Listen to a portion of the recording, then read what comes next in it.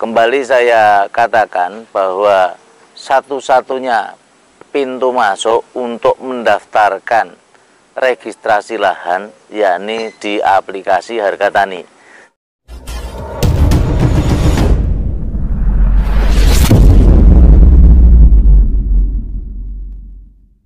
Assalamualaikum warahmatullahi wabarakatuh. Untuk hari ini seperti kemarin kita janjikan pada episode sebelumnya, yakni masalah buku kerja petani.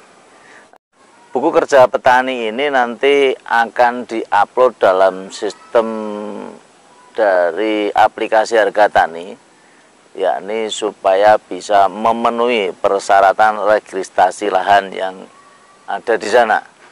Ya, kembali saya katakan bahwa satu-satunya pintu masuk untuk mendaftarkan registrasi lahan yakni di aplikasi Harga Tani. Dan jangan dicampur adukkan untuk teman-teman petani yang di luar, bahwa pendaftaran itu bisa ke PPL atau bisa ke pertanian daerah setempat. Itu ialah anggapan yang salah.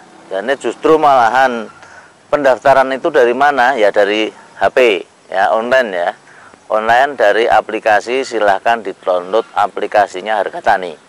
Itu satu-satunya pintu masuk untuk kita bisa mendaftarkan registrasi lahan. Terus caranya bagaimana? Seperti kemarin sebenarnya sudah kita upload ya. Nanti silahkan disimak lagi caranya yang di sini. Atau nanti kalau ini nyarinya susah, ya saya ketik linknya di deskripsi. Nanti tolong dipahami. Terus yang terakhir, seperti kemarin itu untuk buku kerja petani ini nanti yang akan dimonitor, karena sistem dari aplikasi Harga Tani itu belum sempurna. Makanya kemarin kita diminta dari Departemen Pertanian daerah itu untuk menyimpan atau mengumpulkan buku kerja petani seperti ini ya. Isinya apa saja? Nah, kita kemarin dipanggil, disuruh mengumpulkan sambil dikoreksi ya.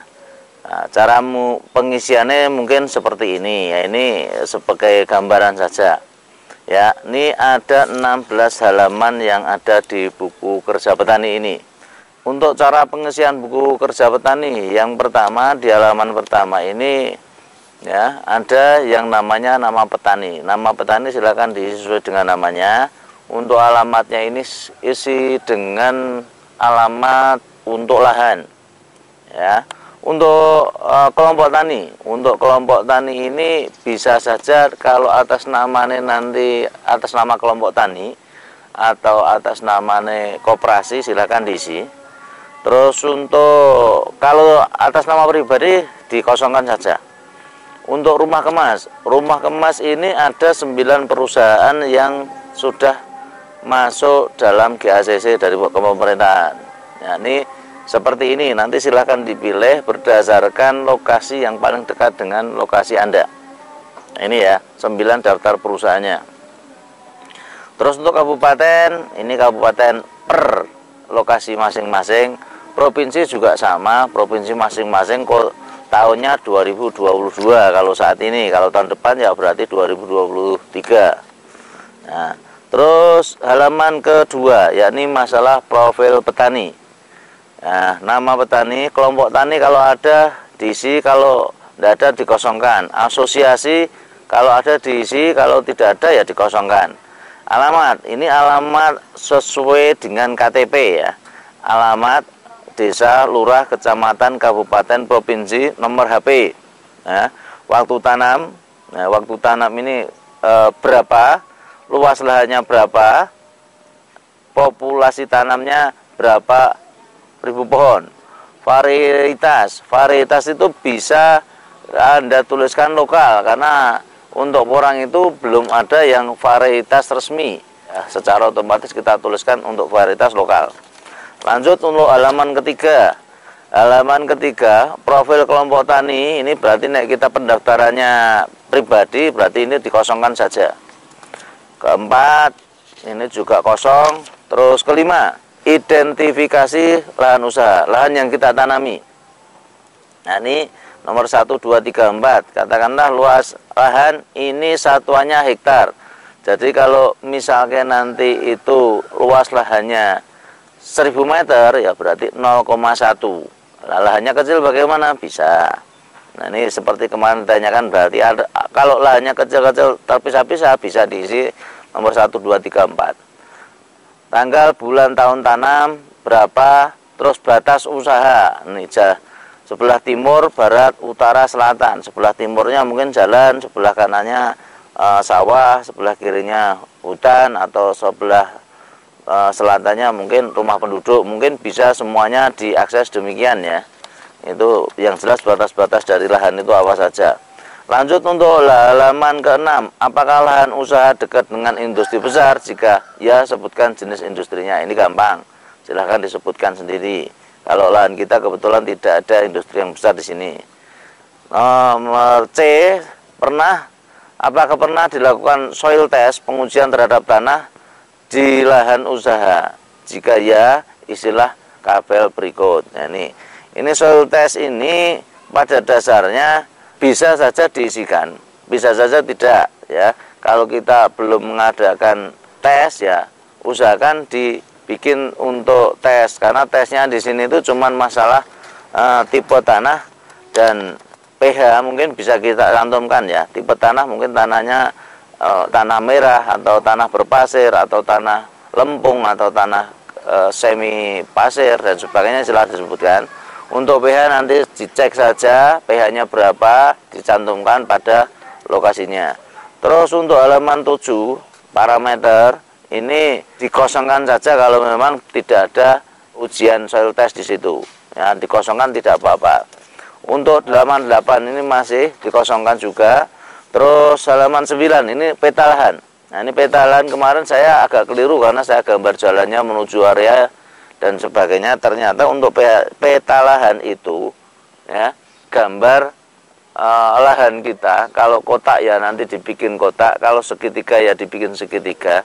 Terus di kanan kirinya batasnya apa? Berarti ini gambar ini seperti memberikan keterangan pada halaman yang sebelumnya. Ya, ini untuk batas-batas tadi ya, halaman 5 sebelah timur kanan. Nah, itu tinggal kotak, nanti sebelahnya itu ditulisi. Misalnya depannya itu jalan ya, gambar kotak, nanti depannya jalan, sampingnya sawah, samping kirinya kebun, yang belakang perumahan. Misalnya ya, untuk peta lahan itu seperti itu kemarin yang dibenarkan ya. Untuk halaman 10 ya, ini ketinggian tempat, ini saya isi MDPL-nya ya. MDPL-nya ketinggian tempat nanti silahkan dibuka lewat aplikasi ya. Itu ada banyak aplikasi untuk MDPL yang di HP. Suhu rata-rata berapa ya, kalau di termometer atau di pH itu biasanya ada. Status kepemilikan lahan, ini karena lahan kita statusnya sewa ya, saya isi sewa karena tidak punya lahan sendiri. Riwayat penggunaan lahan, nah ini misalnya lahan tersebut sebelumnya ditanami singkong atau ditanami kebu atau ditanami tidak ditanami, ya, itu silahkan.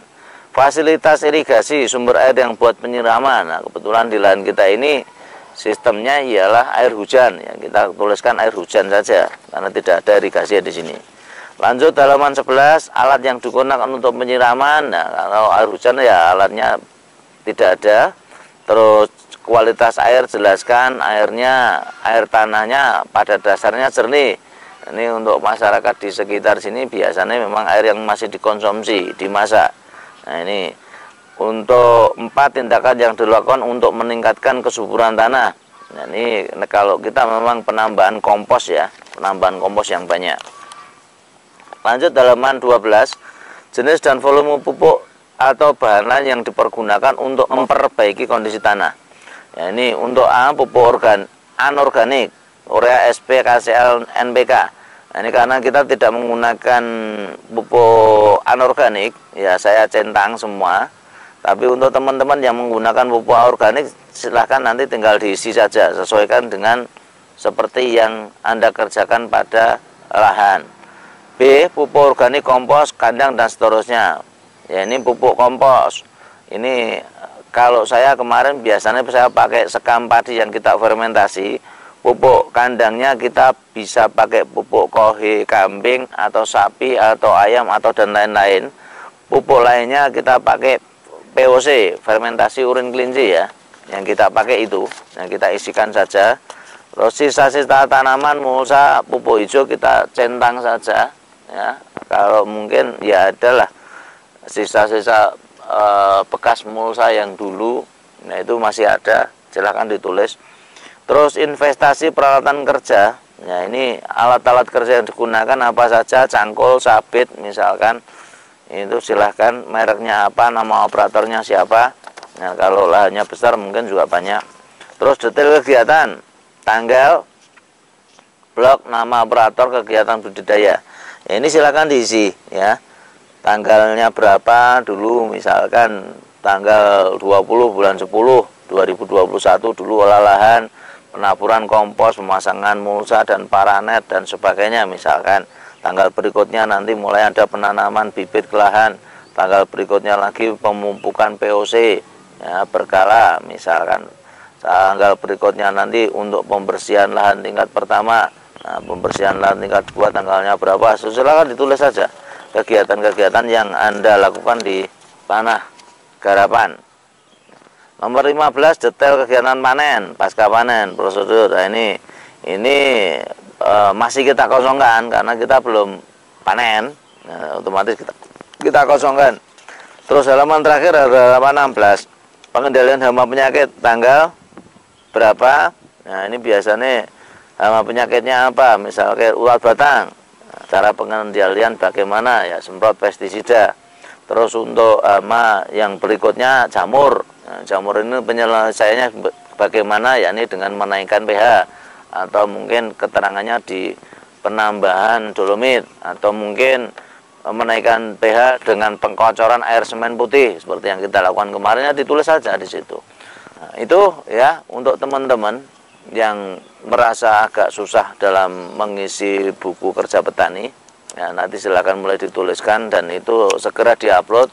Untuk bukunya nanti di download saja, isinya bisa saja pakai nanti WPS sudah diketik di sana. Kalau sudah jadi nanti dibikin filenya ke PDF, nah, di download berupa file PDF yang kita gunakan sebagai data nanti.